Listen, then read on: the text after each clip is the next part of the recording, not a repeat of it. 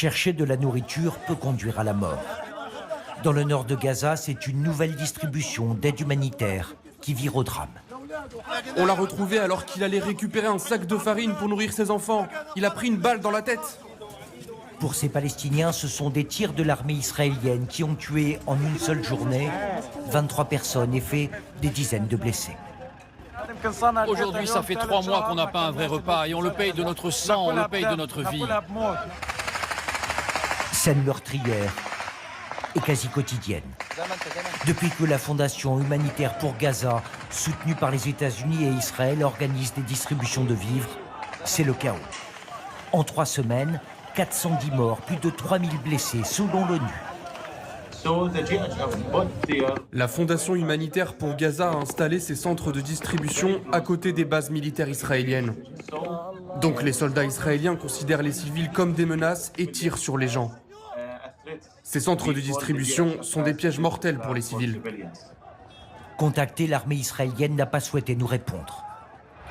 Malgré le danger, cet après-midi, Alaa Al-Kawi a pour mission d'aller chercher à manger pour toute sa famille de 8 personnes. Il a 16 ans, il va marcher 10 km dans l'espoir de trouver cette nourriture distribuée par la Fondation. Nous le suivons jusqu'à un certain point. Il est interdit de filmer les centres.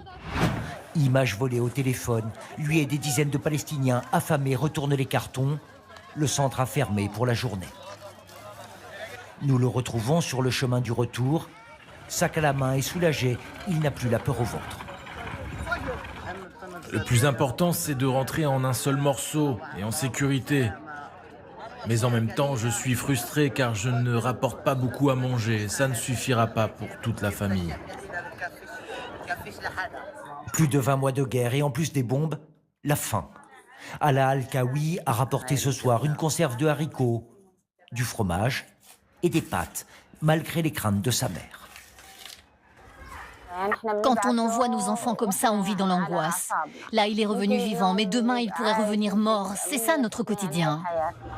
Cela faisait 3 jours qu'il n'avait pas préparé un repas.